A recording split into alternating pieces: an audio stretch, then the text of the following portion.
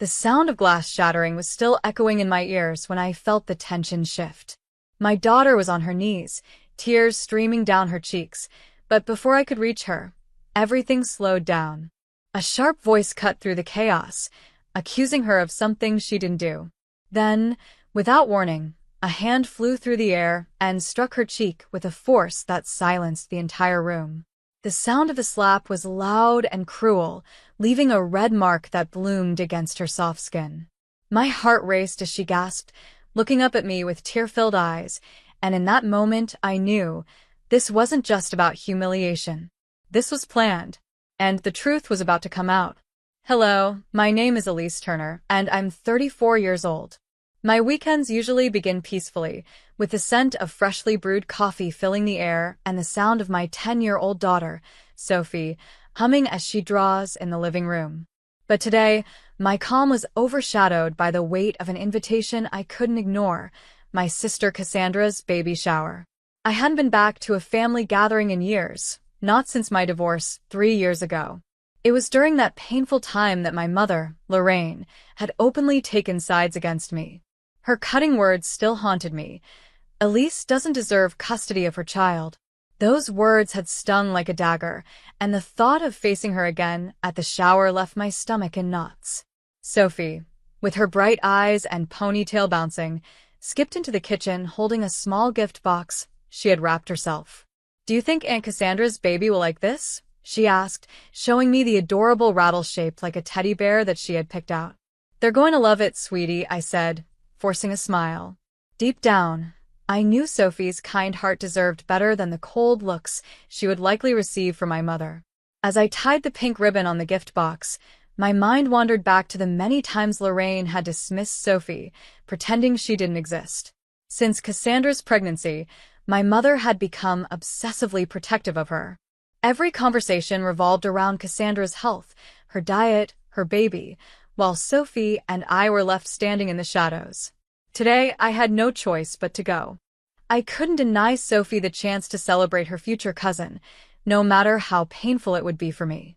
We left the house, Sophie chattering excitedly in the back seat as I drove toward the Grand Hotel where the baby shower was being held. With every mile, my heart pounded faster. I tried to convince myself that things wouldn't be as bad as I imagined. But something about the day felt different, as though a storm was quietly brewing beneath the surface. I just didn't know yet how close I was to being right. The Grand Hotel was everything you'd expect for a lavish family event: marble floors, crystal chandeliers, and staff dressed in perfectly tailored uniforms. As Sophie and I walked into the banquet room, the scent of vanilla and fresh flowers greeted us. Pink and gold balloons floated from the ceiling, and the words, "Welcome Baby," shimmered in gold letters above the gift table, which was already piled high with presents wrapped in pastel paper and ribbons. Sophie tugged on my hand, her eyes sparkling as she took in the decorations. "It's beautiful, Mom."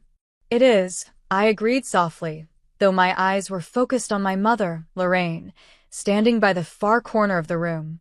Dressed in an elegant gray dress and a pearl necklace, she had the same cold, calculating look she always wore.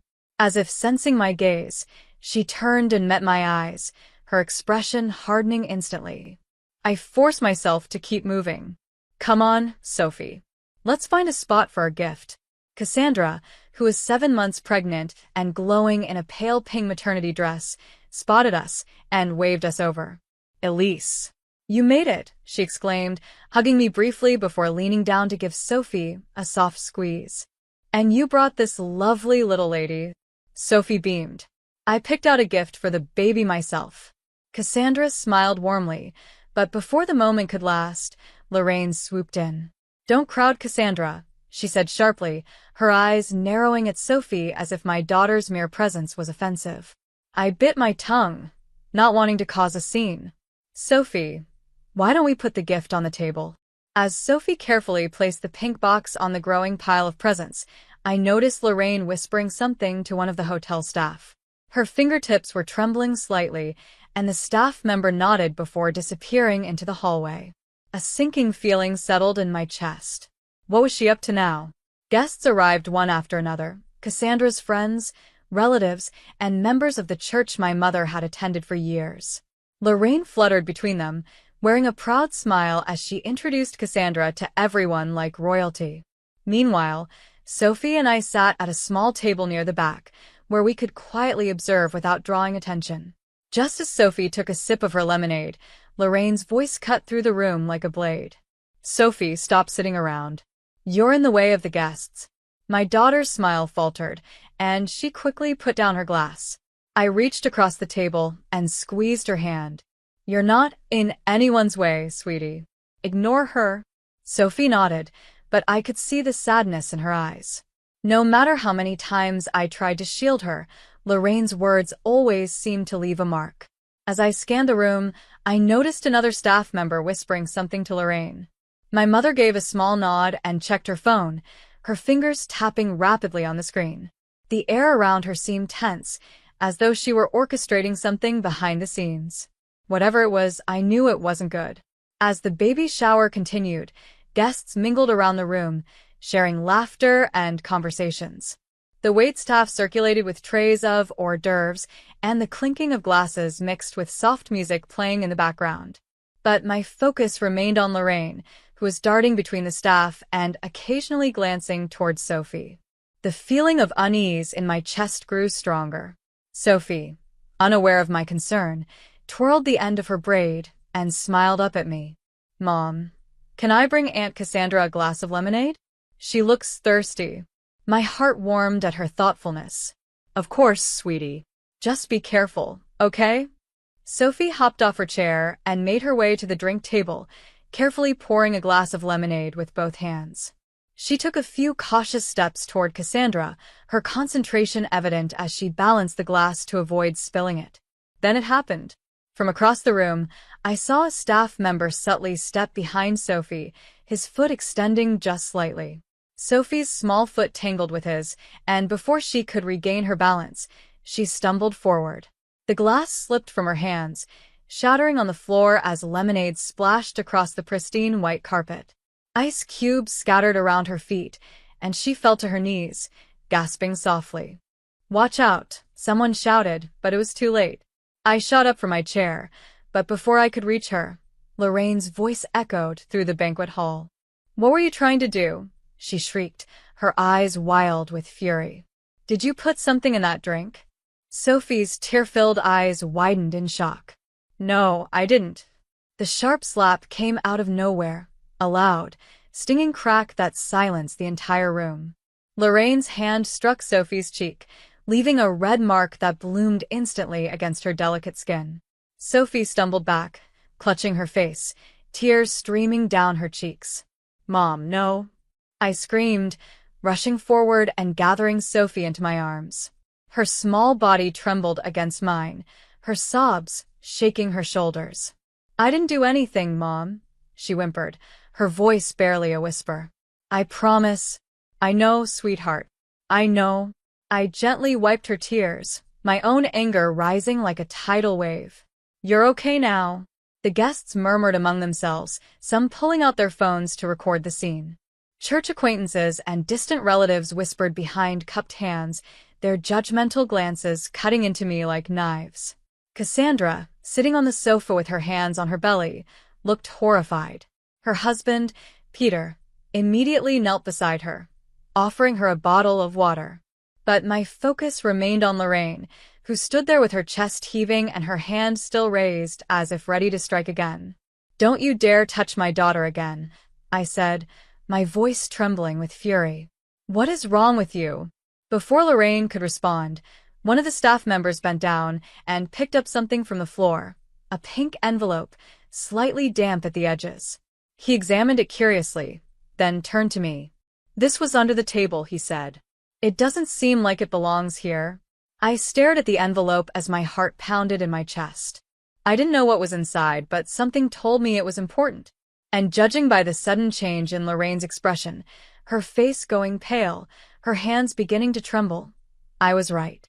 The pink envelope trembled slightly in the staff member's hand as he held it out for everyone to see. The murmurs among the guests grew louder, curiosity spreading like wildfire. I tightened my hold on Sophie, shielding her as she buried her face in my chest. "Where did that envelope come from?" Lorraine demanded, her voice shaky but still carrying its usual edge of authority. "Under the table," the staff member replied firmly. "It's a little wet, but it looks important." I watched Lorraine's hand twitch, as if she wanted to snatch the envelope away, but she hesitated, her eyes darting toward the security manager who had just entered the room. He was a tall, imposing man in a black suit, and his gaze was sharp as he surveyed the scene. He exchanged a brief nod with a staff member, who handed him the envelope. "Let's see what we've got here," the manager said, opening the envelope carefully. Inside were neatly folded papers, but it was the handwritten instructions at the top that caught my eye. I recognized the familiar, elegant cursive immediately, Lorraine's handwriting. I gasped softly, and Lorraine's face visibly paled as the manager unfolded the papers. His eyes scanned the contents, and his expression hardened. "This appears to be a detailed set of instructions involving today's events," the manager announced, his voice cutting through the heavy silence in the room. "There's mention of staff coordination, the placement of Sophie, and specific directions to ensure a disturbance during the baby shower." The room erupted into a flurry of shocked whispers. Cassandra pressed a hand to her mouth, her wide eyes filling with tears as she stared at our mother. Peter placed a protective arm around her, whispering something in her ear to calm her.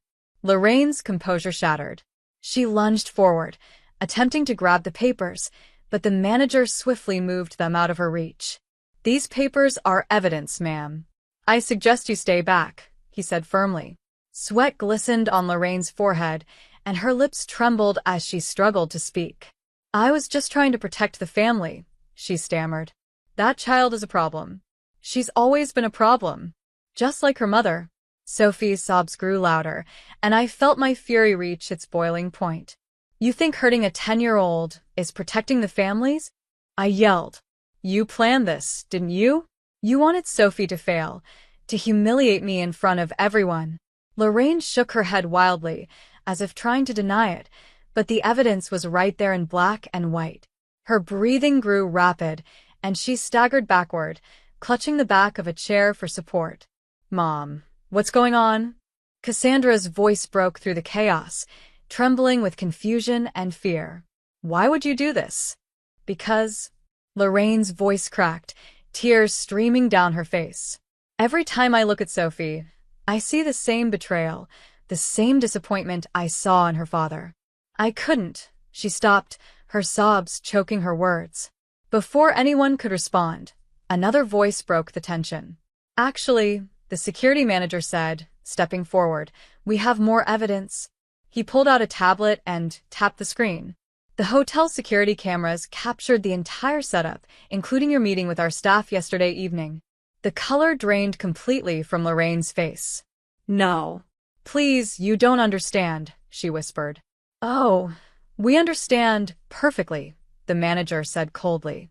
"And so will the police." "No, wait." Lorraine's voice cracked as she stumbled toward the security manager, but her path was blocked by two hotel staff members. The guests, now fully engrossed, whispered frantically among themselves, their judgmental glances burning into her like flames. Sophie clung to me tighter, her small body shaking in my arms. The security manager calmly adjusted the tablet and looked toward me. "I've already contacted the authorities, ma'am. The police are on their way." Cassandra, still seated on the sofa, let out a soft groan and clutched her belly. Peter panicked and knelt beside her, offering more water as she struggled to steady her breathing. "Stay with me, Cass," he murmured, glancing at me for reassurance. "I'll call an ambulance," I said quickly, fumbling for my phone as I stroked Sophie's hair with my other hand.